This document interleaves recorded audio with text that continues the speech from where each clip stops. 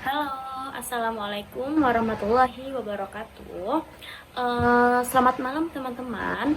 Pada kesempatan kali ini, saya Triana Putri Kartini akan mempresentasikan analisis mendalam mengenai pelanggaran etika jurnalistik dan regulasi penyiaran yang terjadi pada program Ekpos Unsensor di stasiun televisi Trans 7 yang ditayangkan pada tanggal 13 Oktober 2025.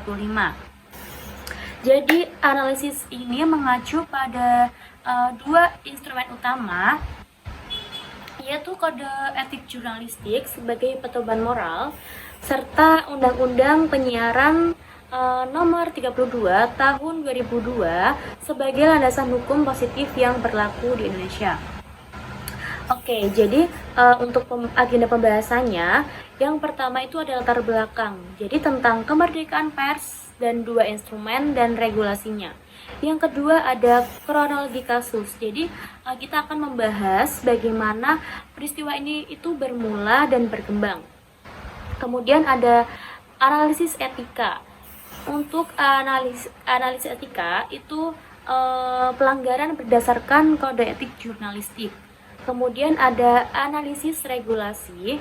Untuk analisis regulasi itu akan membahas pelanggaran berdasarkan Undang-Undang Penyiaran Nomor 32 Tahun 2002.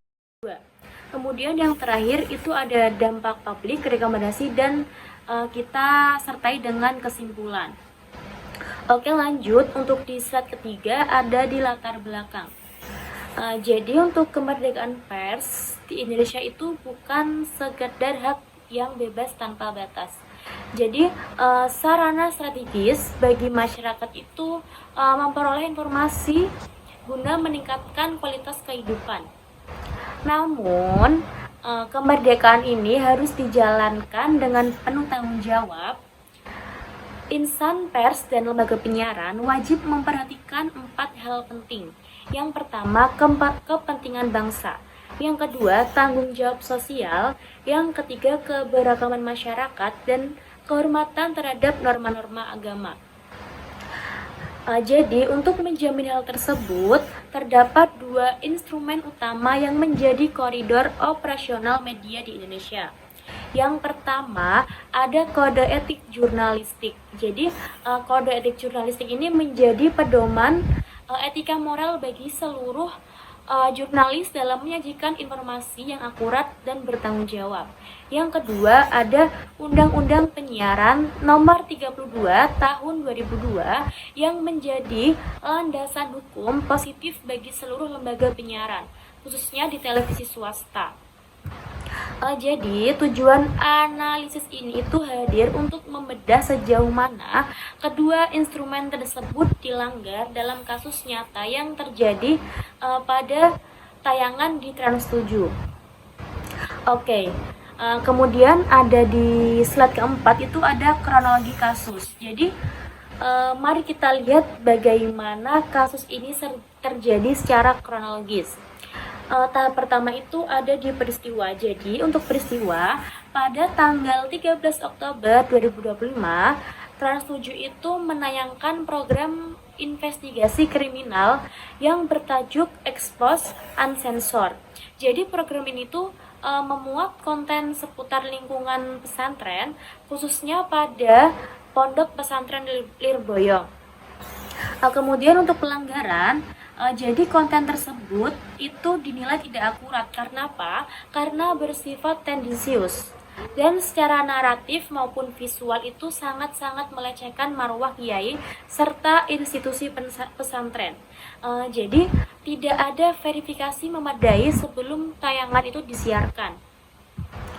Kemudian untuk dampak publik, jadi penayangan ini tuh sangat memicu gelombang protes besar bagi kalangan santri. Jadi ribuan santri itu turun ke jalan menggelar demonstrasi menuntut pertanggungjawaban Trans 7 atas konten yang dianggap memfitnah dan merendahkan guru serta lembaga pendidikan mereka. Jadi untuk revolusi, kasus ini tuh bertujuan pada Jadi untuk revolusi, kasus ini tuh berujung pada intervensi resmi dari Komisi Penyiaran Indonesia yang menjatuhkan sanksi administratif. Jadi permohonan maaf itu terbuka secara resmi dari manajemen Trans 7 kepada pengasuh pesantren, santri dan seluruh masyarakat. Oke. Untuk slide kelima itu ada analisis pelanggaran kode etik jurnalistik. Jadi kita akan membedah menggunakan kode etik jurnalistik. Jadi program Expose Unsensor terbukti sangat-sangat melanggar setidaknya 4 pasal yang sangat fundamental. Yang pertama ada pasal 1, yaitu akurasi dan itikat baik.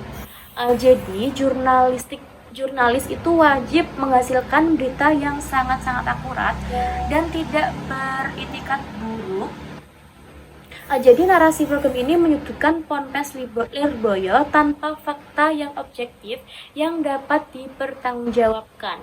Serta ini tuh jelas sangat melanggar asas akurasi sekaligus menunjukkan etikat buruk yang merugikan nama baik pesantren. Kemudian ada di pasal 3, yaitu pengujian informasi dan opini yang menghakimi.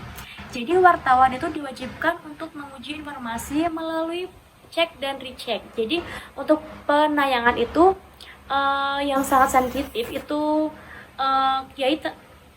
jadi gini maksudnya, jadi menayangkan tuduhan sensitif terhadap kiai tanpa verifikasi berlapis yang tidak berlapis. Jadi pelanggaran ini sangat-sangat serius. Karena apa? Karena tayangan ini mencampurkan fakta dengan opini yang menghakimi, sesuatu yang tegas dilarang oleh KEJ, seperti itu ya. Kemudian untuk selanjutnya itu ada pasal 4, yaitu ada larangan dan fitnah. Jadi pasal ini tuh melarang jurnalis membuat berita bohong dan berita fitnah, yakni bisa tuduhan tanpa dasar yang dilakukan oleh niat yang sangat buruk. Jadi pelecehan terhadap marwah yaitu tanpa basis bukti yang kuat di pengadilan masuk secara langsung dalam kategori fitnah jurnalistik. Kemudian ada di pasal ke-8 larangan prasangka dan diskriminasi. Jadi wartawan itu dilarang menyiarkan berita berdasarkan prasangka negatif terhadap kelompok atas dasar agama atau golongan tertentu. Jadi pelecehan terhadap institusi berbasis agama seperti pesantren dengan sangat jelas itu mencederai semangat di pasal ini. Oke, kemudian untuk di slide 6 itu ada analisis regulasi Undang-Undang Penyiaran Nomor 32 di tahun 2002. Jadi untuk selain melanggar etika, Trans 7 juga terbukti melanggar hukum positif berdasarkan Undang-Undang Penyiaran Nomor 32 tahun 2002. Saya akan menjelaskan untuk rinciannya, yaitu yang pertama ada di pasal 4 dan 5. Jadi arah dan fungsi penyiaran. Jadi penyiaran ini tuh seharusnya menjadi perekat sosial dan media informasi yang bertanggung jawab. Jadi pasal 5 huruf B itu mewajibkan penyiaran untuk menjaga moralitas dan nilai-nilai agama. Seperti itu ya, jadi harus menjaga moralitas dan nilai-nilai agamanya. Kemudian untuk di huruf I itu mewajibkan informasi yang benar dan seimbang, terus bisa bertanggung jawab. Jadi tayangan ini tuh benar-benar melanggar keduanya. Kemudian untuk di pasal 36 ayat 5 huruf A. Jadi pasal ini tuh merupakan pelanggaran hukum yang paling sangat fatal. Karena apa?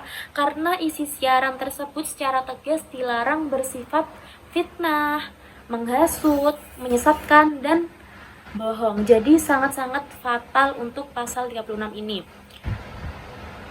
Kemudian ada di pasal 36 ayat 6, jadi isi siaran tersebut juga dilarang mengolok-olok, merendahkan, atau melecehkan nilai-nilai agama dan martabat manusia di seluruh Indonesia. Jadi konten yang melecehkan yaitu secara langsung melanggar untuk pasal tersebut. Kemudian untuk di pasal 44 dan 54 itu bertanggung jawab, itu pertanggungjawaban media. Jadi pemimpin badan hukum Trans 7 itu harus bertanggung jawab penuh atas program yang ditayangkan. Jadi Trans 7 itu diwajibkan melakukan ralat dan menyampaikan permintaan maaf dalam waktu kurang dari 24 jam setelah kesalahan diketahui dan adanya sanggahan.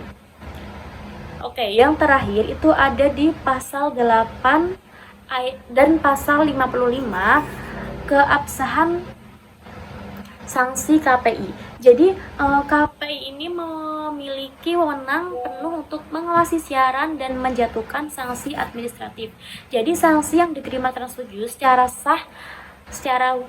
jadi sanksi yang diterima oleh Trans 7 secara sah hukum.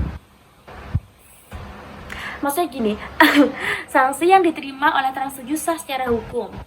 Dan perlu diketahui secara pidana itu pelanggaran pasal 36 dan pasal 36 ayat 5 ini pasal 5 dan pasal 36 dan pasal 36 ayat 5 dan 6 ini diancam pidana penjara maksimal 5 tahun atau denda maksimal 10 miliar untuk lembaga penyiaran televisi. Oke, kemudian kita masuk untuk di dampak publik dan rekomendasi ya. Jadi pelanggaran ini sangat tidak berhenti pada tataran hukum dan etika saja, tapi dampaknya itu bisa dirasakan langsung oleh masyarakat. Jadi dari sisi dampak publik, setidaknya kita ada 3 lah. Kita akan memaparkan 3 konsekuensi yang sangat-sangat serius. Yang pertama itu ada polarisasi sosial. Jadi masyarakat terbelah antara pendukung media dan kalangan pesantren untuk menciptakan ketegangan yang tidak perlu. Yang kedua, ada demonstrasi yang masif. Jadi ribuan santri itu turun ke jalan untuk menggambarkan betapa dalamnya luka yang dirasakan oleh pencemaran pesantren tersebut. Kemudian ada erosi kepercayaan publik. Jadi untuk integritas media nasional itu dipertanyakan secara luas dan kepercayaan terhadap jurnalisme televisi itu ikut terdampak. Jadi atas dasar tersebut saya akan merekomendasikan 3 langkah yang sangat konkret ya.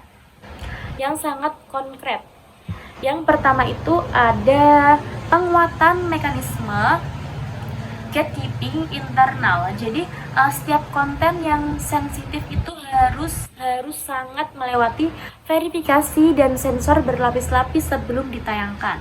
Yang kedua, pelatihan jurnalis dan editor secara berkala. Jadi khususnya terkait kode etik jurnalistik dan sensitivitas isu agama serta budaya.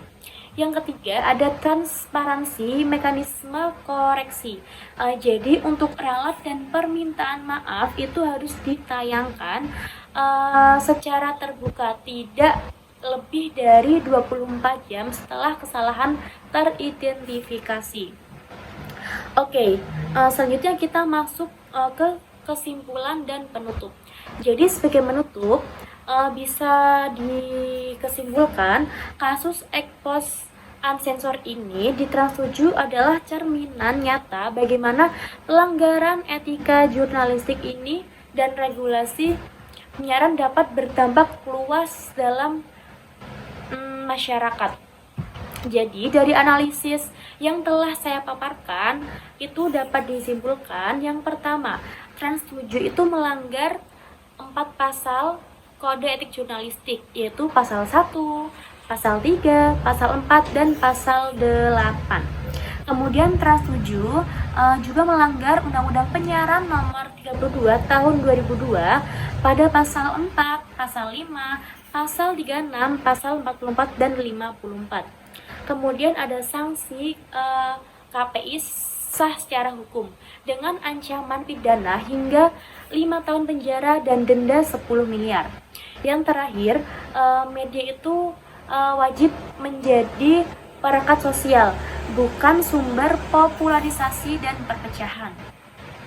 Nah, jadi pada akhirnya etika dan hukum bukanlah penghalang kemerdekaan pers.